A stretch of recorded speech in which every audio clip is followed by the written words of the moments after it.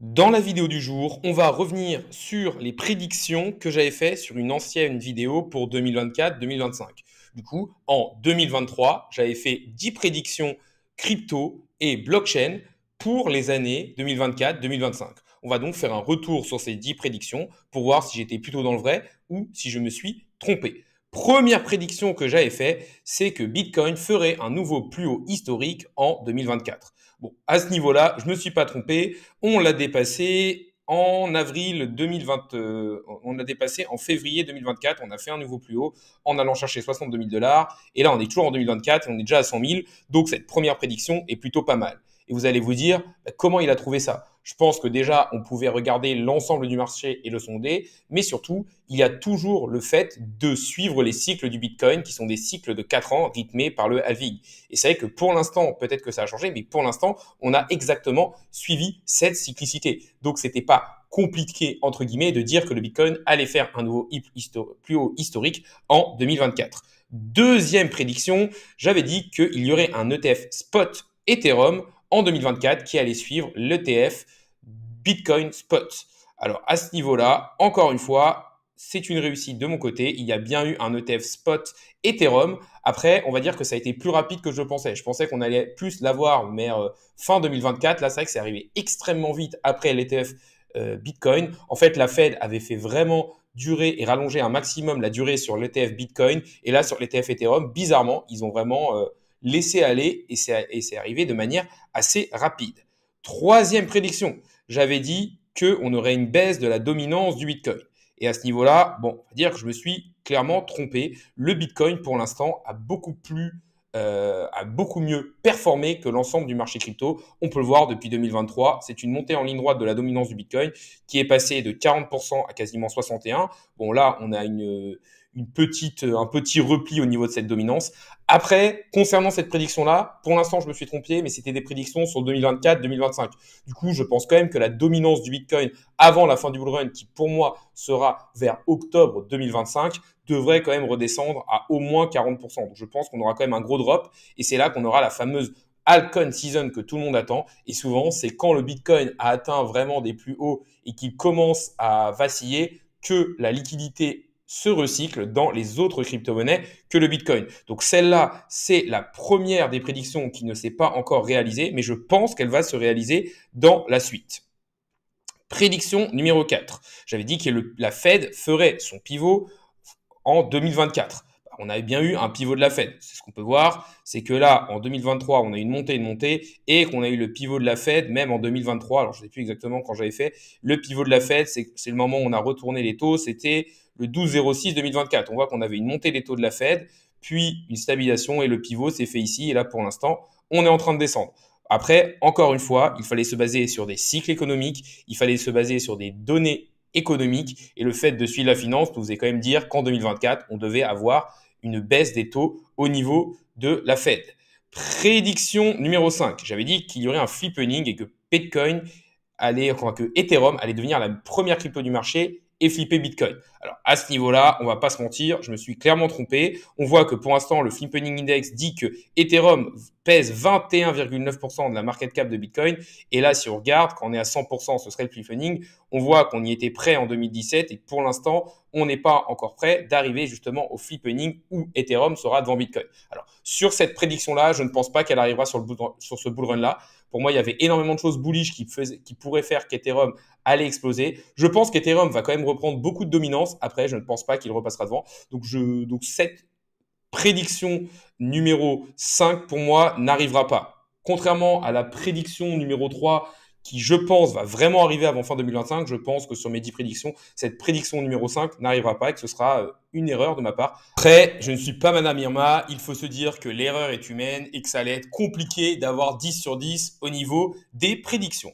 On va maintenant passer sur la prédiction numéro 6, c'est que les altcoins vont reprendre de la dominance. Alors pour l'instant, celle-là ne s'est pas du tout réalisée, mais on va dire qu'elle va de pair avec la prédiction numéro 3 qui disait que la dominance du Bitcoin allait baisser. Forcément, si la 3 a eu tort, la 6 allait être fausse aussi, vu que les deux sont totalement corrélés. Encore une fois, comme la prédiction numéro 3, je pense que cette prédiction 6 va augmenter parce que tout simplement, je pense qu'il va avoir une belle altcoin season et que les personnes qui auront fait des gros gains sur le Bitcoin vont faire ruisseler cette liquidité pour continuer de faire des gains jusqu'à la pointe de bulle qui devrait avoir lieu vers fin 2025. Prédiction numéro 7. J'avais dit que les États-Unis allaient dominer le marché des crypto-monnaies. Et là, je pense que cette prédiction est totalement juste. De un, on voit Donald Trump qui est très pro-crypto, qui est passé aux États-Unis. Il veut possiblement faire un fonds de réserve en Bitcoin. On voit que la Fed est en train tout simplement de faire la pluie et le beau temps sur le marché des cryptos. On voit que dès qu'ils font une baisse de taux ou qu'ils parlent d'une manière qui peut influencer un peu le marché crypto, il y a des énormes variations. Si on regarde les émetteurs de stablecoin, on voit que Tether et Circle sont toujours extrêmement dominants. Si on regarde au niveau des ETF spot Bitcoin, on voit que tous les plus gros gestionnaires d'actifs ont choisi Coinbase, une société américaine, pour garder leur Bitcoin. On voit que les Américains ont la main mise sur le marché des cryptos. Prédiction numéro 8, j'avais dit que l'intelligence artificielle et la dépine allaient être deux des tendances à la mode et à la hype. Sur l'intelligence artificielle, je pense qu'on peut le voir assez facilement quand on voit l'explosion littéralement de ce secteur qui était quand même très sous-coté. On voit qu'il était à peine fin 2023, à peine à 7 milliards de market cap. On a fait plus de x10 dessus. Clairement, l'une des grosses tendances et je pense que ce n'est pas fini. Si on parle de Dépine, on voit quand même des renders, des Tao qui sont des crypto-monnaies qui ont quasiment fait les plus gros multiples sur ce bull run et qui maintenant s'imposent comme des vrais pontes dans leur domaine.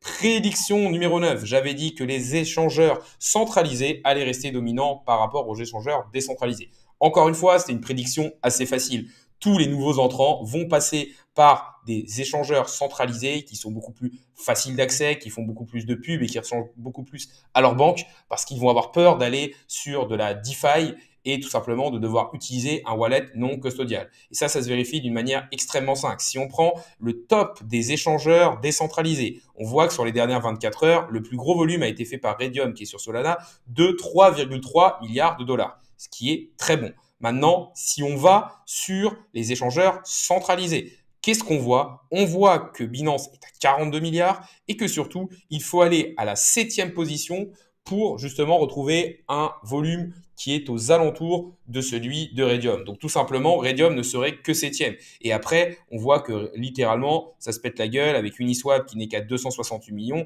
Et si on regarde par rapport aux échangeurs, si on doit descendre à 268 millions, on voit qu'il faut quand même descendre très bas. Donc quand même des échangeurs centralisés qui dominent encore beaucoup le marché. Et la dernière prédiction, qui est la prédiction 10, j'allais dire que les ZK Rollup allaient dominer les Optimistic Rollup. Là, on parle de technologie au niveau des Layer 2. Et à ce niveau-là, on va dire que une partie de ma prédiction s'est réalisée parce qu'on a vu par exemple ZK Sync et que beaucoup de nouveaux projets se mettent sur cette technologie qui est quand même plus optimisée et efficiente. Maintenant, il faut quand même se dire que si on regarde les principaux volumes des Layer 2, on voit que pour l'instant, Base et 6e, ils ont utilisé la technologie d'Optimism. On voit qu'Arbitrum est 7e. On voit que Polygon, qui est un petit peu sur les deux, est 12e. Et on voit qu'Optimism est 15e. Donc on voit que les plus gros protocoles, les plus gros layer 2 sont pour l'instant sur la technologie des Optimistic Rollup et ça peut se comprendre, c'est beaucoup plus facilement scalable et du coup, et en plus, c'est des protocoles qui ont bien marché. On l'a vu avec Optimism. Donc là, on arrive sur la fin de la vidéo, donc n'hésitez pas à liker, à me dire en commentaire si vous aimez ce type de vidéo. N'hésitez pas non plus à vous abonner, ça récompense le travail que je fais au jour le jour et ça permet de faire grossir la communauté. Pour résumer un peu ce qui a été dit dans cette vidéo, on a fait le retour sur des prédictions que j'avais fait en 2023 pour le bull run de 2024-2025. Encore une fois, je ne suis pas Madame Irma, donc forcément, il y allait avoir des erreurs dedans. De plus, sur certaines prédictions, je n'avais pas pris non plus énormément de risques, comme par exemple sur le Bitcoin, sur le fait que le Bitcoin fasse un nouveau plus haut. C'était quelque chose qui semblait assez logique vu la cyclicité des cycles sur les crypto-monnaies. Maintenant, ce qu'il faut se dire, c'est que pour l'instant, 6 des prédictions sur les 10 se sont déjà réalisées. On a une qui est en cours de réalisation et qui est en partie, et on en a 3 qui ne sont pas réalisées. Mais je pense qu'encore une fois, la dominance du Bitcoin va baisser avant la fin du bull run et que donc la dominance des altcoins va remonter. Donc je pense que à la fin du bull run, on en aura 9 sur 10 qui se seront réalisées et que une n'aura pas été bonne. La vidéo du jour est maintenant finie. Salut à tous et à la prochaine.